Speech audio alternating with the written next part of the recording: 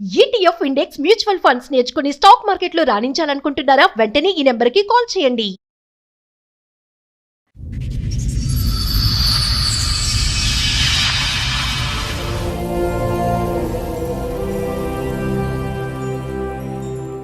Marriage అయింది 7 years అయింది madam. దగ్గర వాళ్ళని చెప్పి చేసుకున్నాను.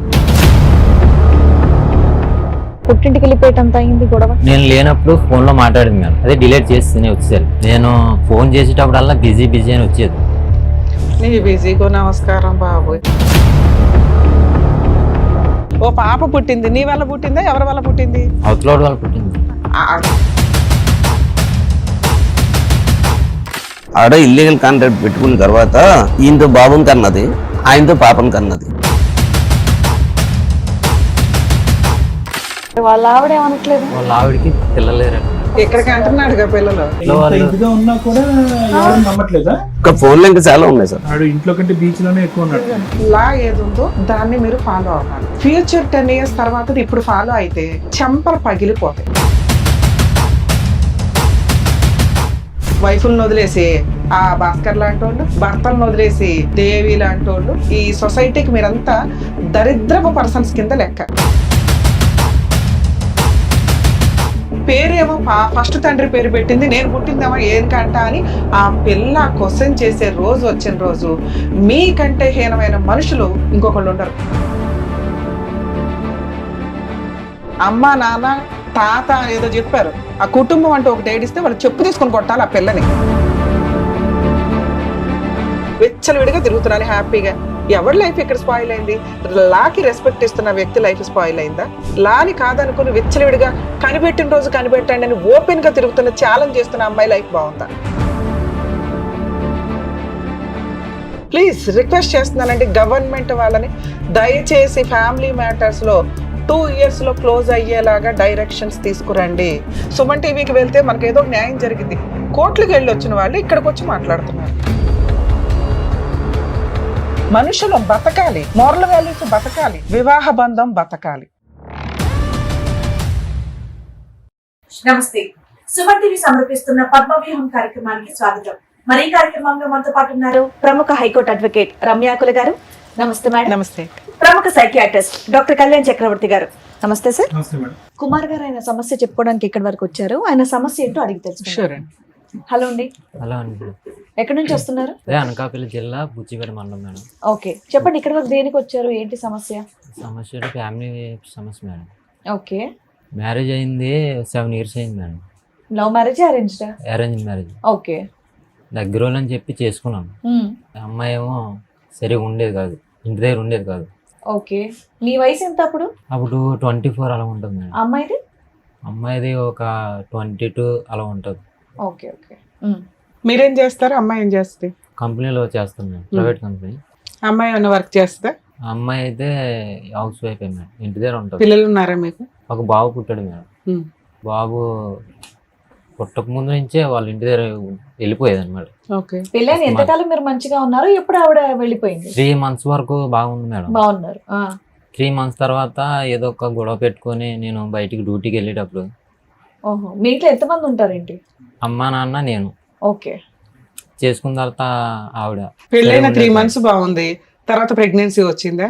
తర్వాత వాళ్ళ పుట్టింటికి వెళ్ళిపోయింది మేడం. ఓకే. పుట్టింటికి వెళ్ళిపోయి ఓ 3 months తర్వాత మళ్ళీ నా దగ్గరికి పెద్ద మనుషులు పంచాయతీ పెట్టుకుని తెచ్చుకున్నారా? పెద్ద మనుషుల పంచాయతీ పెడితే తీసుకొచ్చాను. 3 నెలలు బాగానే ఉన్నారన్నారు కదా, ఇంతకు ఏం గొడవ మీద ఆవిడ పుట్టింటికి వెళ్ళిపోయేటంత అయింది గొడవ?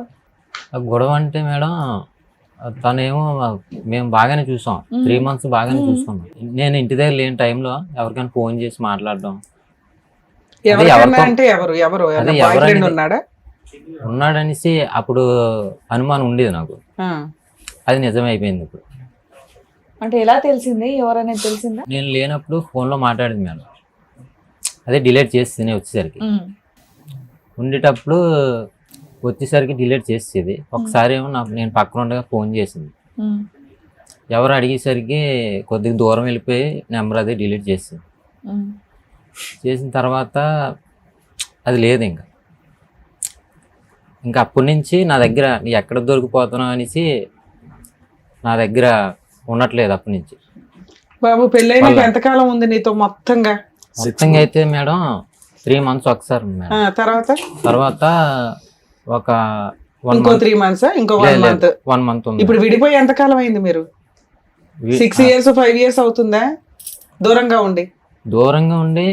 4 years అవుతుంది మేడం. ఆ 3 years లో ఎన్ని సంవత్సరాలు కలిసి ఉన్నారు? ఎన్ని నెలలు కలిసి ఉన్నారు? నీ పెళ్ళై 7 ఏళ్ళు, విడిపోయి 4 సంవత్సరాలు, అవును మేడం. మధ్యలో 3 years అంటున్నావు. ఆన్ అండ్ ఆఫ్ ఒక 4 నెలలు చెప్పావు. ఇంకా ఎంత కాలం ఉంది? 3 months తర్వాత 1 month 1 month ఉంది. 1 month తర్వాత ప్రెగ్నెంట్ వచ్చింది. తర్వాత వచ్చిన తర్వాత ఇంకా రాలేదు. ఇంకా మన ఇంటికి రాలే. మా ఇంటికి రాలేదు. తర్వాత నా దగ్గర రాకుండా అక్కడే ఉండి ఏదో విధంగా నాతో వరగలుగా మాట్లాడడం, అంటే రోజు ఫోన్లో పోట్లాడుకున్నారు. నేను మళ్ళీ ఎప్పుడు వచ్చింది అనవసరంగా వెనక్కి? చేసుకున్నాను. మళ్ళీ ఎప్పుడు వచ్చింది ఇంటికి? అంటే బాబుకి పేరెట్టేటప్పుడు తీసుకొచ్చాం. వచ్చి ఎన్ని రోజులు ఉంది? ఒక 20 days ఉంది మేడం. తర్వాత మళ్ళీ మా అమ్మ వాళ్ళ ఇంటికి వెళ్దాం అని చెప్పి నన్ను తీసుకెళ్ళిపోయింది. నేను కూడా వెళ్ళాను మీ అత్తగారింటికి. అత్తగారింటికి వెళ్ళాను. వాళ్ళ ఇంటి దగ్గర ఒక 1 week ఉన్నాను. ఉండి వెళ్ళిపోదాం రా అంటే నేను వస్తాను, నాకు ఒంట్లో బాగోలేదని చెప్పేసి ఉండిపోయింది. మళ్ళీ అక్కడే ఉండిపోయింది. అక్కడ ఉండిపోయిన తర్వాత రమ్మంటే ఇంకా ఫోన్ మళ్ళీ చేసి రమ్మన్నా. ఎన్ని నెలలకు తెచ్చుకున్నారు? ఇంకా రాలేదు మేడం. అప్పుడు అన్ని కలిపి 4 నెలలే కదయ్యా కాపురం. ఇంకా రాలేదు మేడం. ఇంకా రాకుండా అక్కడే ఉండి మొత్తం భార్య భర్తలుగా ఎదురు బొదురు మీరు ఉన్నది 4 నెలలు మొత్తం ఈ జీవితంలో. అవును సార్. బాబు ఇప్పుడు అక్కడే ఉంటున్నాడు ఆవిడ దగ్గరే? బాబు ఆవిడ దగ్గర ఉంది. సరే, విడిపోయి 4-5 సంవత్సరాలు అవుతుంది కదా, ఏమన్నా పెద్ద మనుషులు పంచాయతీలు గానీ ఏమన్నా జరిగినాయా? పెట్టింది మేడం. ఆవిడ పెట్టిందా? ఆవిడే పెట్టింది. ఏమని కావాలి? భర్త కావాలన్నా వద్దనా? భర్త వద్దనేసి. వద్దు. సరే, నువ్వు ఏదో ఒకటి తేల్చుకోవచ్చుగా మరి. అంటే నేను వద్దనేసి డైరెక్ట్ గా చెప్పకుండా మా ఆయన నన్ను అనుమానిస్తున్నాడు. ఇలాగా నన్ను కట్నం తెమ్మని వేధిస్తున్నాడు. మా ఊర్లో స్టేషన్ ఉంది మేడం, ఆ స్టేషన్ లో కేసు పెట్టింది. అది బాబు పుట్టిన అంతా అప్పుడే మేడం ఆ టైంలో పెట్టింది. 1 year నేనే వాళ్ళ ఇంటికి వెళ్ళేవాడిని. వెళ్తే పెద్ద మనుషులు కూడా చెప్పారు, అది రావట్లేదు కదా నువ్వే వెళ్ళు అని చెప్పేసి తవ్వు పెడితే వెళ్ళాను. వెళ్తే రానిచ్చేవాళ్ళ ఇంట్లోకి? రానిచ్చేవారు మేడం. నన్ను వాళ్ళ ఇంటి దగ్గర ఉండమనేవారు, అంతేగాని ఆ అమ్మాయిని మా ఇంటికి పంపించేవారు కాదు. ఎందుకు నిన్న వాళ్ళ ఇంట్లో వెళ్ళరకం లాగా ఉండడానికి కారణం ఏంటి? ఉండమనటానికి ఆవిడకి రావడం ఇష్టం లేదు. వేరే వ్యక్తితో అంటే ఎలాగ మాట్లాడుకోవడానికి ఆటి అవుతుంది. కన్వీనియన్స్ గురించి, కంఫర్ట్ గురించి వాళ్ళ ఫ్యామిలీ మొత్తం సపోర్టింగ్ ఉంది. అల్లుడితో కాదు వేరే వాడితో మాట్లాడుకొని సపోర్ట్ చేస్తారు వాళ్ళ ఇంట్లో వాళ్ళు. అవును, అలాంటి వాళ్ళు మేడం. ఒక చిన్న పాయింట్ చెప్పు తమ్ముడు, మీ అమ్మగారికి మీ భార్యకి పడేది కాదా? మా అమ్మగారికి మా భార్యకి అస్సలు పడేది కాదు. సో వాళ్ళు ప్రొటెక్షన్ గురించి అక్కడ పడదు. ఈయనక అనుమానం అయినా వెళ్తాడు, ఇంతేగా. ఇక్కడ ఎంత జరుగుతుంది? ఏం గొడవ పడేవారు మీ అమ్మగారు ఆవిడ? ఏ విషయంలో గొడవ పడేవారు? అసలు మా అమ్మ మంచిది కాదంట, కలిసి ఉండేవదంట ఎవరిని. మీరు ఉన్నదే 4 నెలలు, ఇంకా ఆవిడ విడగొట్టింది ఎక్కడ ఉంది ఇందులో? ఈ బాబు పుట్టిన తర్వాత తగు పెట్టారు మేడం. తగు పెట్టగా తగులు ఏం చెప్పారంటే ప్రెసిడెంట్ తీసుకొచ్చారు, మాజీ ప్రెసిడెంట్ తీసుకొచ్చి అతనేమో ఈ పిల్లల్ని మీరు సరి చూడట్లేదు, ఏదైనా ఆస్తి రాయండి ఇలాగా క్వశ్చన్ చేసి మమ్మల్ని అలాగని అనమాట. అంటే మేము చూడకపోవడం ఏంటి, ఆ పిల్లకి ఇష్టం లేక వెళ్ళిపోతుంది అనేసి మా వాళ్ళందరూ చెప్పేవారు. మా పెద్ద మనుషులు అందరూ తెలుసు నా గురించి. చెప్తే లేదు తప్పు ఆ పిల్లదే అనేసి అయినా సరే ఎవరో నమ్మేవారు కాదు. అయినా సరే ఆ తగు అయిపోయిన తర్వాత ఆ అబ్బాయినే మా ఇంటికి రమ్మానండి అని చెప్పేసి మళ్ళీ నేను వాళ్ళ ఇంటికి వెళ్ళేవాడిని. ఆ బాబు గురించి వెళ్ళేవాడిని. ఎంతకాలం వాళ్ళ ఇంట్లో ఇళ్ళ రకం కింద ఉన్నావు? వచ్చేవాడు పూర్తిగా ఉన్నావా? రాత్రి నేను డ్యూటీ చేసుకుని వెళ్ళి చూసి వచ్చాను. వెనక్కి వచ్చేసేవాడు. సో బాబుని చూడటానికి వెళ్ళేవాడు. బాబుని చూసి అలా ఎంతకాలం వెళ్ళావు? 1 year వరకు వెళ్ళాను. ఓ, మరి మీ ఇంట్లో ఉన్నది 4 నెలలు, నువ్వు వాళ్ళ ఇంటికి వెళ్ళి రావటం అనేది 1 సంవత్సరం. 1 year వరకు వెళ్ళాను సార్. ఆ 1 year తర్వాత మళ్ళీ కేసు పెట్టింది. నేను వెళ్ళిన తర్వాత కూడా ఎందుకు రాత్రి ఉండకుండా వెళ్ళిపోతున్నావునా? నేను 3 months మా నాన్నకి బాగలేదు, మా నాన్నగారికి అంటే డ్రింకింగ్ అది చేస్తుంటాడు. దానివల్ల బాగలేదంటే హాస్పిటల్ తీసుకెళ్ళడానికి కానీ 3 నెలలు వెళ్ళలేదు. ఈ 3 నెలలు రాలేదు కదా అని చెప్పేసి నా మీద కేసు పెట్టింది. మీ ఆవిడకి ప్రాబ్లం అక్కడ మీ ఇంట్లో మీ మమ్మీ డాడీతో ఉండడం అనేది అర్థం అవుతుంది కదా, మరి మీరు సపరేట్ కాపురం పెట్టలేకపోయారా?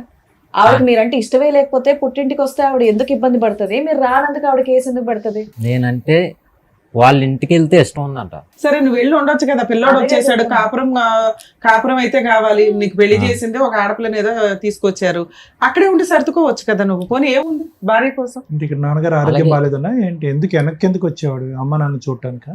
అమ్మ నాన్న చూడడానికి వచ్చింది సార్. వచ్చిన తర్వాత ఎంత దూరం వాళ్ళ ఊరు మీ ఊరు? ఒక 7 కిలోమీటర్స్ ఉంటుంది సార్. 7 కిలోమీటర్లకేనా? మీరు ఎవరు వచ్చారు మీతో పాటు? ఆయన ఎవరు?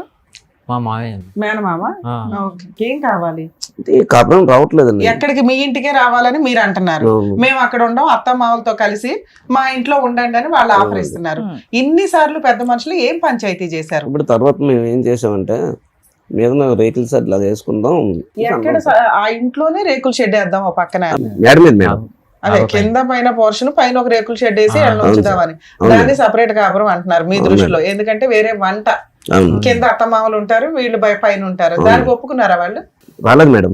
మీ ప్రపోజల్ మీటింగ్ కి రాలేదా? రాలేదు సార్. రాకపోతే తర్వాత నేను 1 year తర్వాత వెళ్ళలేదు మేడం. ఎందుకు? వాళ్ళు వేధించింది అనమాట. ఏమని వేధించింది? నేను ఫోన్ చేసేటప్పుడల్లా బిజీ అని వచ్చేది. నీ బిజీకో నమస్కారం బాబోయ్. మేడం ఒకటే, ఆడ ఇల్లీగల్ కాంట్రాక్ట్ పెట్టుకున్న తర్వాత మళ్ళీ ఆయనతోటి పాపను కన్నది, ఈయనతో బాబుని కన్నది, ఆయనతో పాపను కన్నది. ఎవిడెన్స్ అన్ని ఉన్నాయి మేడం. నాంచి 2 సంవత్సరాల తర్వాత 498 కేసు కూడా పెట్టింది. ఇది ముందు జరిగింది మేడం, నేను చెప్పిందంతా ముందు జరిగింది. అవునా? ముందు జరిగింది. ఈ 5 సంవత్సరాలు ఏం జరిగిందమ్మా అంటే పంచాయతీలు జరిగినాయి అనే చెప్తున్నావు. ఓ పాప పుట్టింది, నీ వల్ల పుట్టిందా ఎవరి వల్ల పుట్టింది? అవతలోడి వల్ల పుట్టింది మేడం. నువ్వు వెళ్తున్నావు కదా, సంవత్సరం పాటు వెళ్ళావు కదా, మీకేం ఫిజికల్ రిలేషన్ లేదా? ఫిజికల్ నేను బాబు 2020 మేడం బాబు పుట్టాడు. అప్పటి నుంచి 1 year పాటు వెళ్ళాను నేను. ఆ 21 నుంచి వెళ్ళాలా నువ్వు? వెళ్ళలేదు కదా, నా మీద కేసు పెట్టింది. మళ్ళీ 498 మళ్ళీ రావట్లేదు, మా ఆయన నన్ను అనుమానిస్తున్నాడు అలాగే అని చెప్పేసి కేసు పెట్టింది. ఇదంతా ఓకేనండి, ఆ పాపదేంటి పరిస్థితి? పాప వయసు ఎంత? సింపుల్ లెక్క తేలిపోద్ది. పాప వయసు ఎంత? ఆ పాప ఎప్పుడు పుట్టిందంటే 2024 ఏప్రిల్లో. నీ విజిట్స్ లేనప్పుడు పుట్టింది పాప. నీకు ఆవిడకి ఎటువంటి? 498 కేసు కూడా రిజిస్టర్ అయిందా? ఎఫ్ఐఆర్ అయిందా? ఎఫ్ఐఆర్ అయింది. కాపీ తెచ్చారా? ఓకే, ఒక ఎఫ్ఐఆర్ అయ్యింది. ఆ తర్వాత ఆవిడ ప్రెగ్నెంట్, ఒక పాప పుట్టింది. అతను పెళ్లి చేసేసుకుందా? సహజీవనమా? సహజీవనంగా ఉంటుంది. ఇద్దరు కలిసి ఉంటున్నారు. కలిసి ఉంటున్నారు. మరి ఏదో పిలుచుకొని మ్యూచువల్ డైవర్స్ తీసుకోవచ్చు కదా, మీకేం కావాలి? అంటే నేను అడుగుతున్నాను, ఇలాగా మామూలుగా నువ్వు వెళ్ళిపోయావు కదా, నేను ఏమనుకోను, ఎందుకని నేను చాలా నష్టపోయి ఉన్నాను అనేది నేను అంటే, లేదు నా సామానం కావాలి, బాబుకి ఏమైనా రాయాలి, అలాగైతేనే నేను డైవర్స్ ఇస్తాను లేకపోతే ఇవ్వను అని. సరే, నువ్వు వేసుకోవచ్చు కదా కోర్టులో, డైవర్స్ కేసు వేసుకోవచ్చు కదా. వేసుకున్నాను. ఓకే, వేసుకుంటే అది బాబు పాప తర్వాత అతను పెళ్లి చేసుకుందా? Living contract. ఆ ఇంట్లోనే ఉంటారా? ఒక ఇంట్లోనే ఉంటారా ఇద్దరు? చోడవరం దగ్గర. అబ్బాయికి కూడా మ్యారేజ్ అయింది అంట మేడం. అయితే పిల్లలు లేరంట. మీరు ఎవరు పెద్ద మనుషులు డైరెక్ట్ గా వాళ్ళ ఇంటికి వెళ్ళి నిలదీలేకపోయారా? ఏంటమ్మా మరి ఏమన్నారు? ఒప్పుకోవట్లేదు. అంటే ఒప్పుకోవటం కాదండి, వాళ్ళు ప్రోత్సహిస్తున్నారా? అంటే ఇంట్లో వాళ్ళు ప్రోత్సహిస్తారు. కోర్టులో కూడా ఒప్పుకోవట్లేదు మేడం. అవతలతో కలిసి ఉన్నట్టుగా ఒప్పుకోవట్లేదు. అవతలతో కలిసి ఉండేది. సెకండ్ ప్రెగ్నెన్సీ ఎలా వచ్చింది? పాప తండ్రి ఎవరు, ఏం పేరు రాశారు, ఇవన్నీ అడగాలి కదా మీరు. కోర్టులో డిఎన్ఏ పెట్టామా? డిఎన్ఏ టెస్ట్ చేసి నాకు డైవర్స్ ఇవ్వండి అనేసి మేము పెట్టాం. పాప కూడా నీ బిడ్డే అంటది ఆవిడ. అలాగే రాసి పెట్టింది సార్. దానికి ఏమైంది? డిఎన్ఏ ఒప్పందం కౌంటర్ వేసేస్తున్నారు. డిఎన్ఏ టెస్ట్ పెట్టండి, వాళ్ళు టెస్ట్ కి రావట్లేదు. నువ్వు రెడీ? నేను రెడీ చేశాను. ఆవిడ కలిసి ఉంటున్నది బైక్ వాషింగ్ చేస్తుంటాడు. చోడవరంలో చోడవరం అటు బైక్ వాషింగ్ చేస్తాం. ఏంటి ఏవో నీ దగ్గర ఆధారాలు ఉన్నాయని అంటున్నారు? ఉన్నాయండి. ఉన్నాయి సార్. ఏంటి చెప్పండి. ఎవరు? వాళ్ళిద్దరు ఫోటోలా? ఎలా సంపాదించారు మీరు? అదే ఇన్స్టాగ్రామ్ లో పెట్టుకుంటా. ఓపెన్ గా పెట్టిందా? ఓపెన్ గా చాలా ఓపెన్ గా పెట్టి కోర్టుకు వచ్చి నాకేంటి ఈ ఫోటోలు నిజం కాదు, ఆ పిల్ల నా భర్తకే పుట్టింది అన్నది పెట్టేసింది. ఈడే ఈయన్ని వాష్ చేసుకుంటాడో లేదు కానీ కారు వాష్ చేస్తాడు ఈడు. Bike washing. వాళ్ళ ఇంట్లో వాళ్ళు కూడా ఏం మాట్లాడలేదా? వాళ్ళ అమ్మ నాన్న కూడా మాట్లాడలేదా? ఇంత ఇదిగా ఉన్నా కూడా ఎవరు నమ్మట్లేదా? అంటే పెద్దల ద్వారా తేల్చుకుందాం, నా సామాన్లు నాకు ఇచ్చి బాబు పేరుని ఏదైనా రాసి డబ్బులను నా సాయిరు నాకు ఇచ్చాను, నేను విడాకులు ఇచ్చేస్తాను అంటుంది. ఇల్లీగల్ కాంట్రాక్ట్ పెట్టుకున్న తర్వాత నీకు ఎలా ఇస్తామని చెప్పి అదే, నేను అన్నాను సార్. ఇంత అన్యాయం అయిన తర్వాత మేము మళ్ళీ నష్టపరిహారం ఇస్తాం చాలా అని అన్నట్టు కేసులు మీరు పట్టుబట్టారు అంతే కదా. Yes sir. ఇంత బహిరంగంగా ఫోటోలు తీసుకుని ఇంకా ఇది ఒక్కడిది ఇతని ఫోటో మేడం, అదే మిగతా వాళ్ళందరూ ఆ హీరో. ఇంకా ఫోన్లు ఇంకా చాలా ఉన్నాయి సార్. ఆడు ఇంట్లో కంటే బీచ్ లోనే ఎక్కువ ఉన్నట్టు.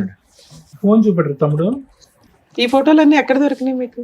అవన్నీ Instagram ఇన్స్టాగ్రామ్ లో. ఏంటి మళ్ళీ డైరెక్ట్ పోస్ట్ చేసుకున్నారు కూడానా? అవునండి. ఓ నాయనో. ఆవిడ ధైర్యం ఏంటండి? ఇంకో అంటే face, ఇంకో బ్లూ నేను ఆ ఫోటోలు చూసి నేను మ్యూచువల్ డైవర్స్ ఇదిగమ్మా. ఇవిడేంటి ఇచ్చేస్తాను. బుల్లెట్ కూడా నడుపుతుందా లేదంటే ఆడికి అడిగే బుల్లెట్? వాడి బుల్లెట్. వారిని అయ్యో రామా, ఇంత దారుణంగా ఉన్నా సరే నాకు కేసు తేలట్లేదు అని చెప్పి నా బాధ. చాలా అన్యాయం రా తమ్ముడు, చాలా. నేను మళ్ళీ కౌంటర్లు వేస్తుంటుంది. మళ్ళీ కౌంటర్లు వేస్తుంది, పాప డిఎన్ఏకి రావట్లేదు. అతనికి పెళ్ళైంది అన్నారు కదా, మరి వాళ్ళ ఆవిడ ఏమనట్లేదు వాళ్ళ ఆవిడకి పిల్లలేరట మేడం. అని దేనికైనా ఇక్కడికి ఒప్పేసుకుందా? అంటున్నాడుగా పిల్లలు. ఆ పిల్లలు లేకపోతే మేడం, అంతే. ఆవిడని వదిలేశారనేసి తెలిసింది. ఓ ఈవిడ చాలా బిజీ మేడం. మీరైతే ఇవిడతో డివోర్స్ తీసుకోవడానికి రెడీగా ఉన్నారు నేనైతే రెడీ మేడం. కోర్టులో రన్ అవుతుంది మేడం. అనేసి. కోర్టులో రన్ అవుతుంది. ఇన్స్టాగ్రామ్ లో వీడియోలు చేస్తున్నాడా? అబ్బా బాబా. సార్ విన్నారుగా, మీరేమంటారు? అసలు ఎక్కడ ఇది అతకనటువంటి ప్రయాణం ఎందుకు మొదలైందో మనకు అయితే తెలియదు. ఎందుకు వ్యక్తిత్వాల పరంగా చూసుకున్నా అంటే కొన్ని ఫోటోలు మీరు చూశారు, చూసిన దాన్ని బట్టి వ్యక్తి యొక్క మనస్తత్వం ఎలా ఉంటుందని కొంతవరకు ఐడెంటిఫై చేయగలం. నేను కానీ మేడం వాళ్ళు కానీ చాలా వరకు ఏంటంటే నీలో చాలా నెమ్మదైనటువంటి మనిషి, అమాయకత్వం కనిపిస్తుంది. గొడవలు పెట్టుకుని ఆర్గ్యుమెంట్లు పెట్టుకుని కోర్టులు తిరిగి పోలీస్ స్టేషన్ తిరిగేటటువంటి మనస్తత్వమే కాదు నేను. కాదండి. ఆ అమ్మాయిని చూస్తుంటే కనుక చాలా ష్రూడ్గా కనిపిస్తుంది. అంటే చాలా యాక్టివ్గా, చాలా డామినెంట్గా, దేనికన్నా నేను రెడీ అన్నట్టుగా అనిపిస్తుంది. అంటే అమ్మాయి ఎంతవరకు ఏ తప్పు చేస్తుంది అనే దాని గురించి నేను మాట్లాడట్లేదు, కానీ చాలా డైనమిజం అనేది కనిపిస్తుంది ఆ అమ్మాయిలో. ఎంత కాదనుకున్నా కూడా ఒక 5-6 years బ్యాక్ వెనక్కి వెళ్తే కనుక నువ్వు ఇంకా సన్నంగా బక్కగా ఉండుంటావు, ఇంకా అమాయకంగా ఉండుంటావు.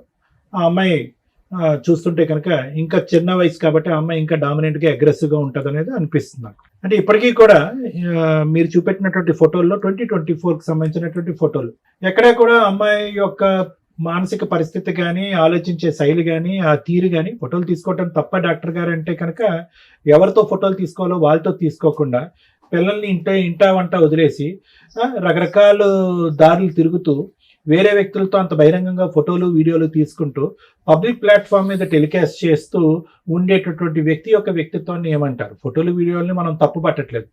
ఇక్కడ సంసార జీవితాన్ని, పెళ్లిని నిలబెట్టుకోలేనటువంటి పరిస్థితి.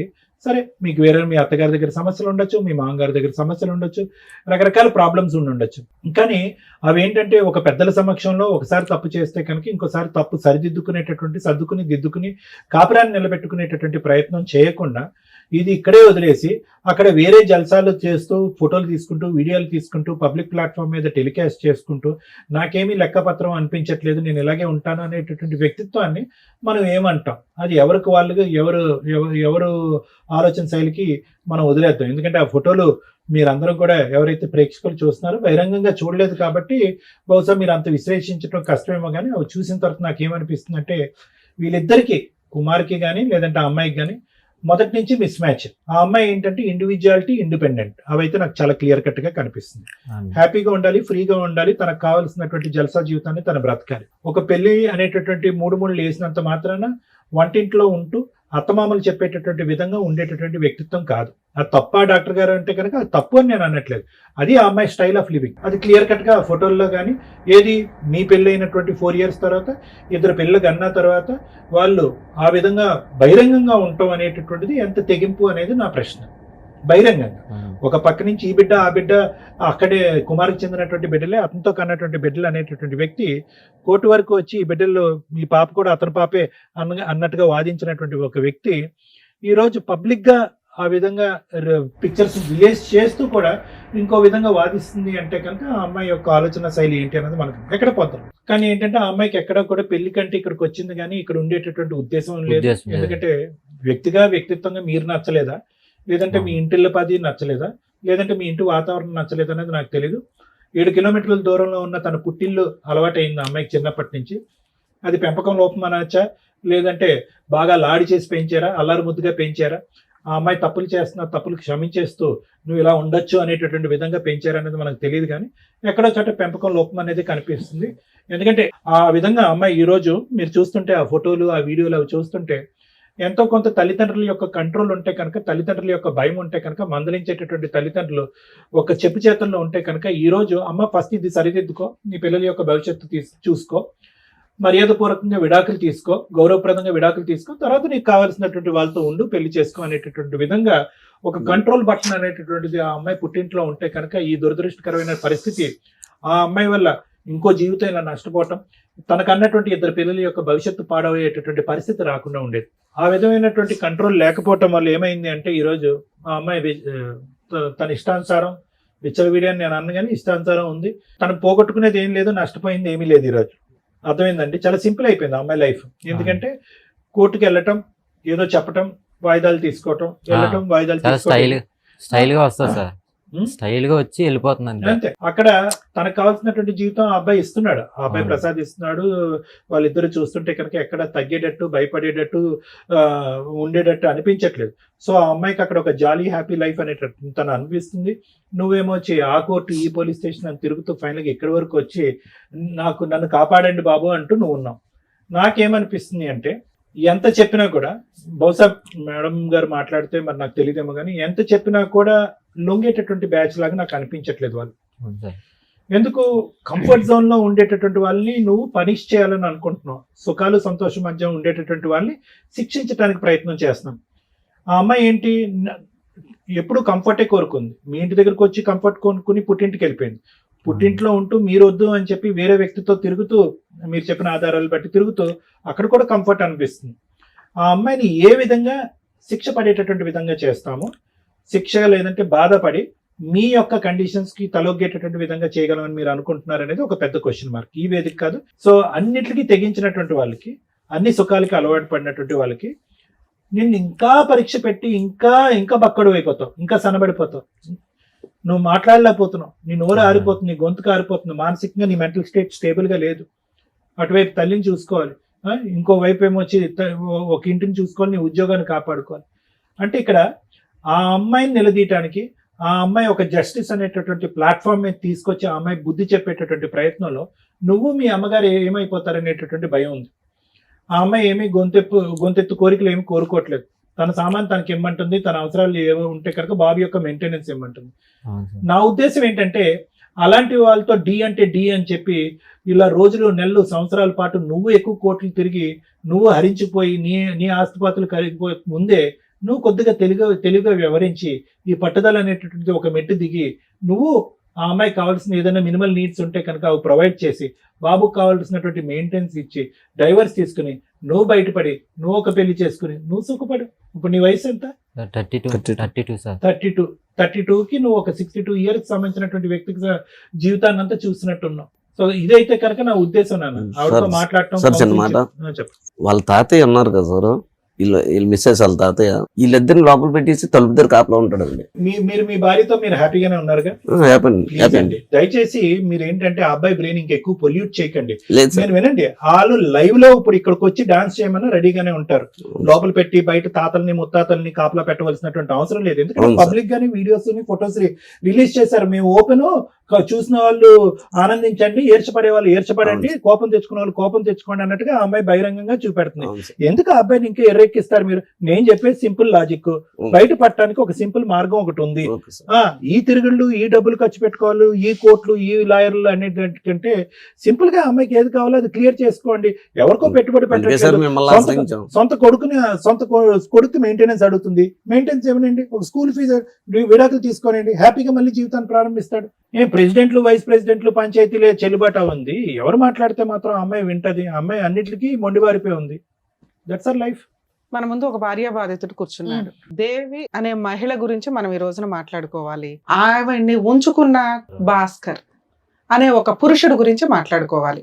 ఎప్పుడు కూడా మన సాంప్రదాయాలు కానీ, లా అండ్ ఆర్డర్ కానీ, ఒకప్పుడు బాల్య వివాహాలు, సతీ సహగమనాలు, విడో మ్యారేజెస్, ఇట్లా ఏవో మార్పులు చెందుతాయి. అప్పట్లో లేవు, తర్వాత మారినాయి. మళ్ళీ మహిళలు కిరసనాయిలు, డౌరీ డెత్స్ ఒక 2 decades వరకు కూడా చాలా సివియర్గా ఉన్నాయి.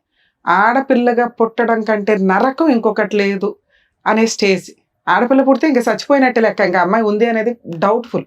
అంత serious dowry harassments, dowry deaths నుంచి ఈ రోజున మహిళలే చంపేసి ఏం చేసుకుంటారో చేసుకోండి అనే స్టేజిలో సోషల్ మీడియాలో వాళ్ళే ఇన్ఫ్లుయెన్సర్గా, వాళ్ళే యూట్యూబ్ ఛానల్స్ లేకపోతే ఏదో వీడియోలు చేసుకుంటూ నేను ఎంత హ్యాపీగా ఉన్నానో చూడరా అనే రేంజ్లో వీడియోలు చేస్తూ రెచ్చగొడుతున్నారు సొసైటీని.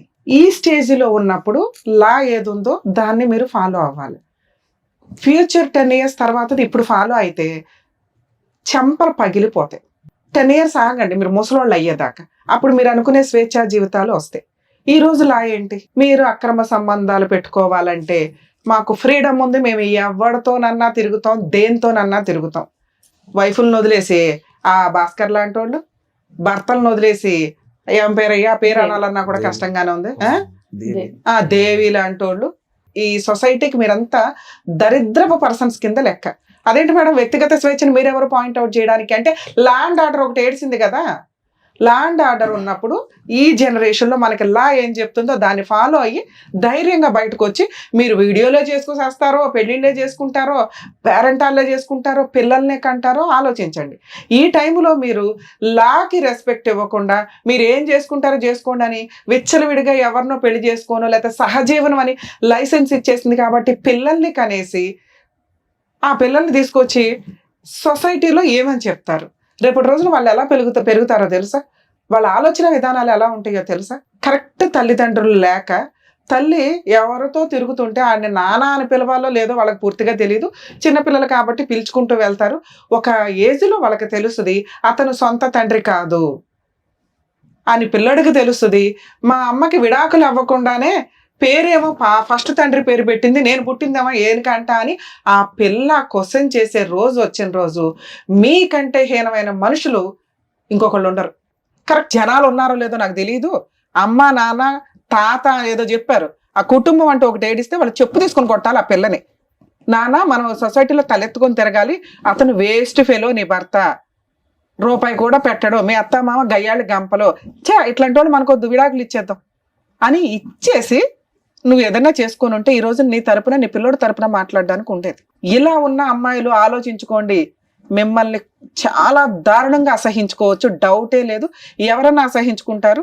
అలాంటి క్యారెక్టర్స్ తోటి మీరు హ్యాపీగా బతికాము అనుకుంటే ఈ రోజున మాతో పాటు మా వ్యూవర్స్ అందరూ మిమ్మల్ని చూశారు, ఇలాంటిదా ఈ అమ్మాయి, ఇలాంటి కూడా అబ్బాయి అనుకుంటారు. నెక్స్ట్ ఇందులో ఇంకా మహాతల్లులు ఉంటారు, కాంపెన్సేషన్ ఈ రేంజ్లో అడుగుతూ ఉంటారు. మీరు ఇంకా వరస్ట్ తల్లి, చేసేదేమో పనులు, అడిగే కాంపెన్సేషన్ ఓ రేంజ్లో ఉంటాయి. లా అండ్ ఆర్డర్ నిజంగా ఎవరైనా సర్వే చేస్తూ ఉంటే ఒకసారి మేము ఈ ఎపిసోడ్లు చేసేటప్పుడు వీళ్ళందరి దగ్గర అఫిడవిట్స్ తీసుకుంటూ ఉంటామండి. మా ఛానల్స్ని కాంటాక్ట్ అయ్యి ఎంతమంది ఇట్లా సఫర్ అవుతున్నారో మీరు రిపోర్ట్ తీసుకున్నా కూడా దెబ్బకి లా అండ్ ఆర్డర్లో చేంజెస్ వచ్చేస్తాయి. ఇవన్నీ రియల్ కేసుల్లో, సరే ఫేక్ కేసుల్లో మీరు ఏదనుకున్నా కూడా, ఎందుకంటే పాపం వీళ్ళందరూ మళ్ళీ సఫర్ అవ్వకూడదు బయటికి వెళ్ళి. ఇవి నిజాలు అని మేము ఎవిడెన్స్తో ఇస్తే చట్టాలు మార్చాల్సిన పరిస్థితి వస్తుంది. ఎందుకంటే ఇవన్నీ దగ్గర 12 years నుంచి ఇట్లాంటి ఎపిసోడ్లు చేస్తున్నాం. వరస్ట్ దిగజారుతున్నాయి. మీరు అబ్జర్వ్ చేస్తున్నారా? మోరల్ వాల్యూస్ లేవు, కుటుంబ తగాదాలు లేవు, అక్రమ సంబంధాలు డామినేషన్.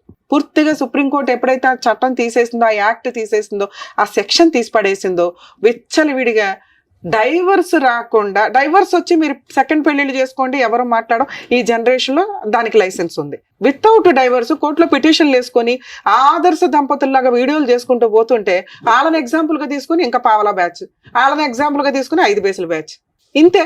ఇక ఎవరికి చెప్పాలా? సో ఇప్పుడు సీరియస్గా లా అండ్ ఆర్డర్ ఎక్స్పర్ట్స్ ఎవరైతే ఉంటారో ఆ న్యాయ కోవిధులందరూ కాస్త మా ఎపిసోడ్లు చూసి ఒక డెసిషన్ తీసుకోండి. ఎక్స్ట్రా మ్యారిటల్ అఫైర్స్, అడల్టరీ ఉన్న సెక్షన్స్కి పనిష్మెంట్ ఇస్తే ఇవి కొంచెం సీక్రెట్గా కంట్రోల్ అవుతాయి. లేదా ఫ్రీగా డైవర్స్ ఇచ్చి పడేయండి. ముందు డైవర్స్ ఇవ్వండి. ఎందుకంటే లా అంటే మాకు రెస్పెక్ట్ లేదనే అంత విచ్చలవిడితనం జనాల్లో రాకూడదు. లా అంటే ఒక రెస్పెక్ట్, ఒక భయం ఉండాలి. ఏమీ చేయదు కోర్టు. ఈ అబ్బాయి ఇప్పుడు ఏం మాట్లాడుతున్నాడు? మేడం నేను న్యాయం కోసం వెళ్తే నాకు 5 ఏళ్ళు అవుతుంది, నేను ఎక్కడ ఇది అవ్వాలా? ఆ అమ్మాయి ఏం చేస్తుంది? నన్ను ఏం చేస్తారు? వస్తే డైవర్స్ వస్తాయి, ఓ రూపాయి రాదేమో, 5 ఏళ్ళు అవతల వ్యక్తి సఫర్ అవుతాడుగా. నాకైతే ఇంకొకటి దొరికాడు, ఓ పిల్లని కనీసా విచ్చలవిడిగా తిరుగుతున్నాను హ్యాపీగా. ఎవరి లైఫ్ ఇక్కడ స్పాయిల్ అయింది? లాకి రెస్పెక్ట్ ఇస్తున్న వ్యక్తి లైఫ్ స్పాయిల్ అయిందా?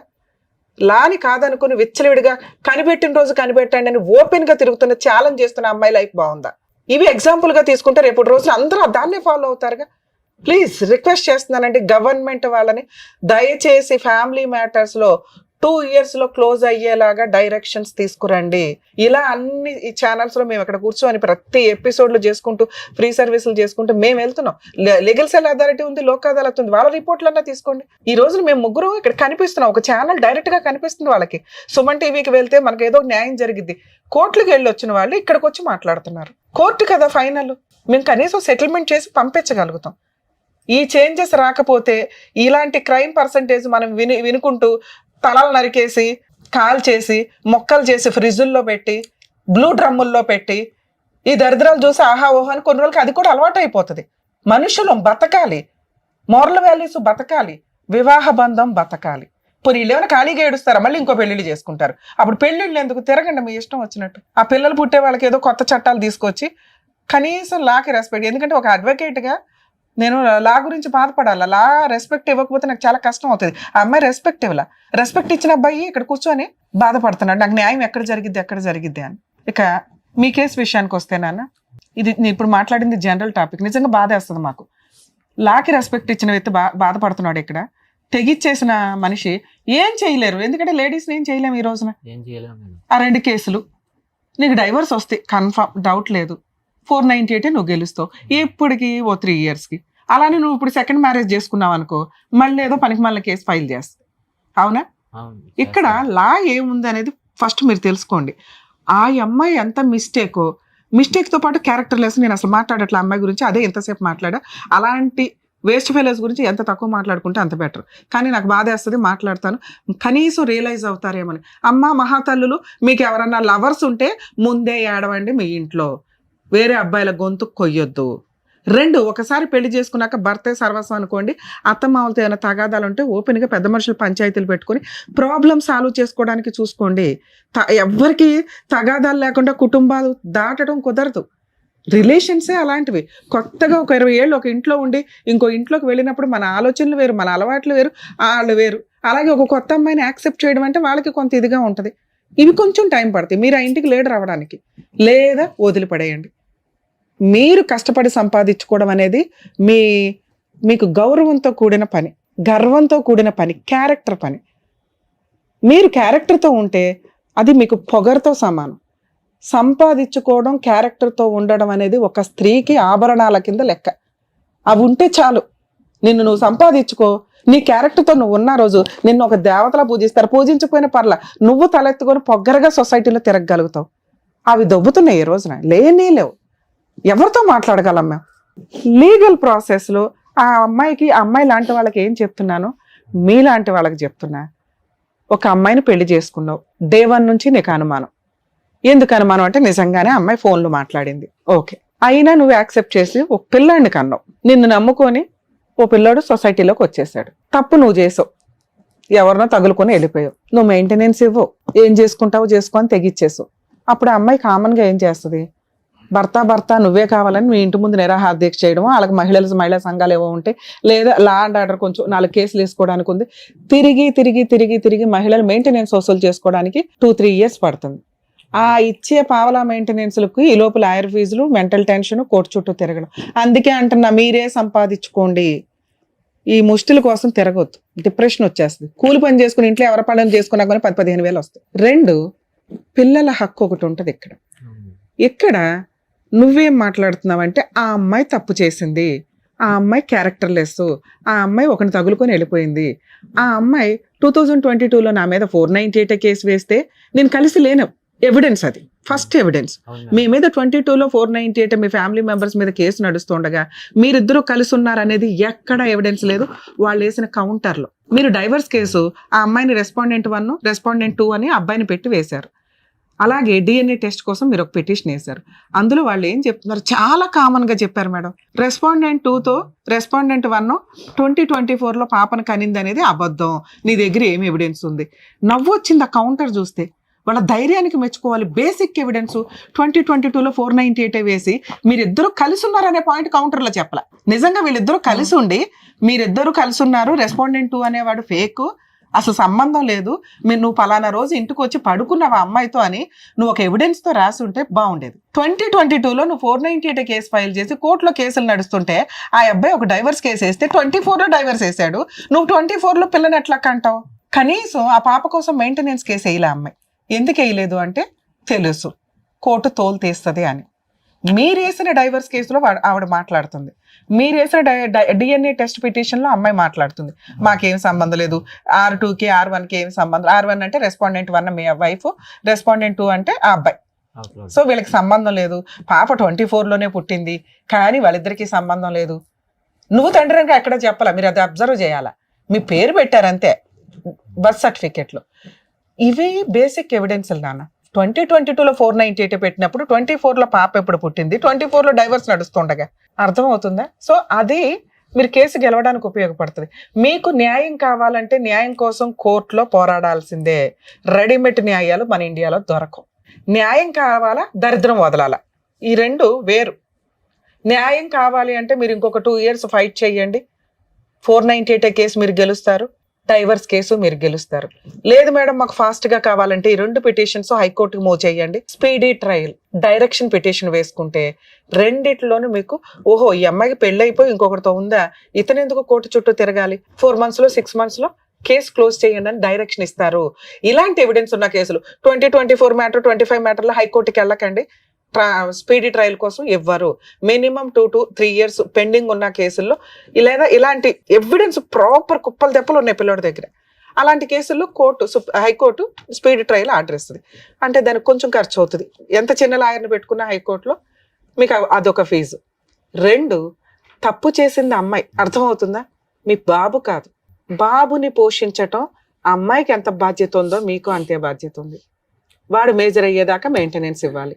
ఆ అమ్మాయి అడగలేదు ఇప్పటిదాకా, ఎటువంటి పిటిషన్ వేయలే. ఇంటీరియర్ మెయింటెనెన్స్ కోసం వేసిందా? బాబుకి మిమ్మల్ని అడుగుతుంది అవునా, ఎవ్రీ మంత్ పేమెంట్లు చేయమని. ఇలాంటి పాపకి కూడా 5,000 ఇమ్మని రాసింది, పిటిషన్ వేయలే. కౌంటర్ వేరు నాన్న. కౌంటర్ అంటే సమాధానం. కౌంటర్ లో అడిగినంత మాత్రం, కౌంటర్ లో సమాధానం వేసినంత మాత్రం కోర్టు ఆర్డర్ ఇవ్వదు. అర్థమవుతుందా? దానికి ఒక రిలీఫ్ కోసం పిటిషన్ వేయాలి. ఆవిడ అటువంటి పిటిషన్ ఏం వేయలే. మీ డిఎన్ఏ టెస్ట్ లోను నెక్స్ట్ మెయిన్ కేసు కౌంటర్ లోను రాసింది నాకు 2 పిల్లలకు మెయింటెనెన్స్ ఇమ్మానండి అని. అర్థమవుతుందా? ఇలాంటి ప్రాసెస్ లో ఆ అమ్మాయి అడగడానికి అవకాశం ఉంది. ఒక సుప్రీంకోర్టు మరి అక్కడ ఏ మేధావులు కూర్చుంటున్నారో నాకు అర్థం కాలేదు, కానీ ఆ టాపిక్ నేను అస్సలు మాట్లాడకూడదు అనుకున్నా. ఎందుకంటే ఎక్స్ట్రా మ్యారిటల్ అఫైర్స్ ఏవైతే ఉన్నాయో అవి లైసెన్స్డ్ అనే మాట ఎంత అద్భుతంగా జనాల్లోకి వెళ్ళిపోయిందో, ఇంకొక కొత్త మాట వచ్చింది, డిఎన్ఏ టెస్ట్లు లేవు. ఇబ్బంది చేశాడు కదా, మీరు ఓడిపోయినట్టు కాదు. అయితే మేడం కోర్టు డిఎన్ఏ పర్మిషన్ ఇవ్వదు. నడిచేటప్పుడు ఆగస్టులో అనుకుంటా, మొన్న 2025 ఆగస్టులో కౌన్సిలింగ్ ఇస్తానన్నారు. అదే మధ్యవర్తిగా ఒక మీడియేషన్ పెడితే అతను ఏమన్నాడంటే, మీరు ఏంటి కలిసి ఉంటారా ఇడిపోతారా, మీరు కలిసి ఉండేది అయితే కాదు, మీ ఇద్దరిదే సమస్య నాకు తెలుసు, అమ్మాయికి ఎంతో కొంత ఇచ్చాయి. ఆ అమ్మాయి ఎంత అడిగింది ఫుల్ అండ్ ఫైనల్ సెటిల్మెంట్ గా? అంటే ఆ అమ్మాయి అడుగుతుంది కదా, పెట్టినవి అన్ని అడుగుతుంది కదా, అవి ఇచ్చేయండి ఇచ్చేస్తుంది అనేసి అంటుంది కదా అని చెప్పేసి అన్నారు. అంటే నేను అన్నాను, సార్ నన్ను చాలా కేసులు అవి పెట్టిందండి. బాబు నేను అదే చెప్తున్నాను, మీరు ఇక్కడ నిజాయితీగా మాట్లాడారు కాబట్టి ఈ జనరేషన్ లో ఉన్న లా ప్రకారం బాబుకి మీరు మెయింటెనెన్స్ కట్టాలి. ఆ అమ్మాయికి రూపాయి ఇవ్వాల్సిన అవసరం లేదు. ఆ అమ్మాయి గోల్డ్ గానీ సర్టిఫికేట్ గానీ మీ దగ్గర ఏమీ లేవనే విధంగానే ఫైట్ చేసుకోండి, మీరు గెలుస్తారు. దీనికి లాయర్ ఖర్చులు అవుతాయి, కొంచెం టైం పడుతుంది. మీకు న్యాయం కావాలంటే ఇలా వెళ్ళిపోండి, ఇంకా మాట్లాడలేవు డిస్కషన్. 2వ మాట, ఆ అమ్మాయి అడుగుతుంది, ఇచ్చి దరిద్రం వదిలించుకోండి అన్న. నేను ఈ 2 వేరు చేశా. న్యాయం కావాలంటే మీరు పోరాడండి, గెలుస్తారు. అదే అడిగింది మేడం. కానీ బాబుకు మాత్రం మెయింటెనెన్స్ ఇవ్వాలి. ఆ బాబుని నేను తీసుకుంటాను అనేసి అన్నాను మేడం. బాబు నీకు విషయం తెలుసా, నన్ను మాట్లాడి నువ్వు జిడ్డు మేళం. అర్థమవుతుందా? ఆ అమ్మాయి తప్పు చేసింది కాబట్టి నాకు అన్ని ఫ్రీగా అయిపోవాలి, పిల్లాడికి నేనేం ఇవ్వకూడదు, లేదా పిల్లాడిని నాకు ఇచ్చేయండి, ఇవి తేలం. నీ జీవితంలో ఈ కేసు తేలదు. ఈయనకి ఏమైనా ఆస్తున్నా వాళ్ళ కొడుకే రాసేస్తాను అన్నాడండి. అసలు అవి రాయాల్సిన అవసరమే లేదు. ఈ రోజు ఆ అమ్మాయికి ఏం కావాలి, ఆ అమ్మాయికి ఇచ్చి పిల్లాడికి కస్టడీ ఇస్తుందా, ఇచ్చేయమనండి. ఉంచుకుంటుందా, ఓకే, మ్యూచువల్ డైవర్స్ ఒప్పుకోండి. ఇది ఫస్ట్ స్టెప్. పిల్లాడికి ఆస్తి ఏదన్నా రాసి నాకు ఇవ్వండి అంటే ఫైటింగ్ చెయ్యండి. ఇంతే మీ కేసులో. Okay madam. పిల్లాడికి ఆస్తి మేడం. రాసి ఇచ్చేదే లేదు. ఆ పిల్లాన్ని చూస్తే ఓకే మేడం, చూడలేదు. వేరే వాడితో వేరే ఊర్లో బాబు ఉంటాడు. నీ జీవితమే నాశనమైంది. పిల్లాడు అక్కడ ఉన్నాడు. నువ్వు అడగాల్సింది ఏంటి? Child custody petition. పిల్లాడి కస్టడీ పిటిషన్ వేసుకో. అండి. న్యాయం కావాలంటే ప్రెసెంట్ లా ఏది ఉందో నేను అదే చెప్పగలను. అద్భుతంగా అరచేతిలో చెప్పలేను. మా వంతు ప్రయత్నం మేము చేయగలుగుతాం. కానీ ఈ రోజు మేము అమ్మాయితో మాట్లాడితే అమ్మాయి ఏమంటుందో తెలుసా? నాకు ఆ పిల్లాడికి ఏది రాసిస్తారో రాసిమ్మనండి, నాకు ఇమ్మనండి, నాకేం వద్దు అంటది. అర్థమవుతుందా? పిల్లాడికి రాసివ్వడం అనేది కరెక్ట్ కాదు ఈ కేసులో. ఆవిడికి ఇచ్చేస్తే మ్యూచువల్ డైవర్స్ ఇస్తాను అంటే ఒక సెటిల్మెంట్ కి వెళ్ళండి. ఆవిడ ఇచ్చేది ఎప్పుడో తెలుసా? మ్యూచువల్ డైవర్స్ పిటిషన్ వేసి 498 క్లోజ్ అయ్యి మ్యూచువల్ డైవర్స్ ఆర్డర్స్ రోజు ఆవిడకి ఇవ్వండి. లేదు ఆవిడ సామాన్ ఒకటి గోల్డ్ ఒకటి విడిగా ఉందనుకోండి, అసలు నాకు తెలిసి గోల్డ్ ఏమి ఉండదు, మళ్ళీ అదేం పెద్ద గోల్డ్ ఉందేమో అని రమ్య గారు అన్నారు అని అనుకోకండి. ఆవిడకున్న సామాను ఇచ్చే రోజు mutual divorce 498 close. Evidence closing చేసుకునే రోజు ఏమైనా చిన్నగా గిలక్కాయలు ఏమైనా ఉంటే అవి ఇచ్చి పడేయండి. ఇంతే. ఇలాంటి ఒక సెటిల్మెంట్ వస్తే ఆపకండి, వెళ్ళిపోండి. ఇది నా రిక్వెస్ట్. మీలాంటి వాడు బాధపడవద్దు. 2, ఆ అమ్మాయి పిల్లాడికి ఏదైనా రాయండి అంటే మాత్రం అస్సలు సెటిల్మెంట్కి వెళ్ళొద్దు నాన్న. ఆడతా పాడతా ఫైట్ చేయి. అవే వేసిందే 2 కేసులు, ఒకటి నువ్వు వేసావు, ఒకటి ఆవిడ వేసింది, అన్ని గెలుస్తావు. అలాంటి అమ్మాయికి ఇచ్చే కంటే కూడా మీరు ఇది ప్రొసీడ్ అవ్వడం బెటర్. ఇంకొకటి నా రిక్వెస్ట్, చైల్డ్ కస్టడీ పిటిషన్ వేసుకోండి. చైల్డ్ కస్టడీ డైవర్స్ కేసులోనే వేసుకోవచ్చు కూడా మీరు. లేదా పిల్లాడు వేరే చోట ఉంటున్నాడంటే మీ ఇద్దరు ఉండేది 7 కిలోమీటర్స్, అంటే ఒకే జ్యూరిస్డిక్షన్.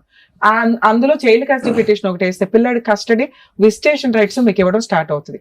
ఎప్పుడైతే విజిటేషన్ రైట్ స్టార్ట్ అవుతుందో ఖచ్చితంగా అమ్మాయి ఇప్పుడు మనం అన్న ఫిగర్ దగ్గర సెటిల్మెంట్కి వస్తుంది. ఏమి ఇవ్వకుండా డైవర్స్ అవ్వు. ఆ దరిద్రం ఏదో వాళ్ళకి ఇచ్చేసి ఫ్రీగా వదిలించుకోవడానికి చూడండి. పిల్లాడి కస్టడీ తీసుకోవడానికి చూడండి. మేడం ఈ కేసులో ఇది బెటర్ అని నా ఉద్దేశం. అమ్మ మహాతల్లి, నువ్వు ఆ ఎపిసోడ్ చూస్తే ఇప్పటికే బోడంత పాపం మూట కట్టుకున్నారు. దయచేసి మీవేమో మీరు తీసుకొని ఆ పిల్లాడి కస్టడీ అబ్బాయికి ఇచ్చేసి మ్యూచువల్ డైవర్స్ తీసుకోండి. లేదా పిల్లాడి కస్టడీ నువ్వు ఉంచుకో, నీ గిలక్కాయలేమో నీకు ఇస్తారు. కాంపెన్సేషన్ ఉండదు. పిల్లాడికి ఎటువంటి మెయింటెనెన్స్ లో ఆస్తులు రాసి ఇవ్వడాలో ఉండవు. నచ్చితే ఈ సెటిల్మెంట్ చేసుకో, లేదా మేమేమన్నా హెల్ప్ చేయాల్సి వస్తే లీగల్ గా దిగాల్సి వస్తుంది. Madam thank you madam. అదండి కుమార్ గారు. సో చాలా డీటెయిల్డ్ గా మీరు ఏం చేయాలనేది చాలా క్లియర్ గా చెప్పారు. మీరు అలా కనుక చేస్తే మీ కన్ఫ్యూజన్ అనేది పోతుంది ఫస్ట్. ఓకేనా? థ్యాంక్ యూ అండి. మంచిది. Thank you so much sir. Thank you so much madam. మరో కథతో మళ్ళీ కలుద్దాం.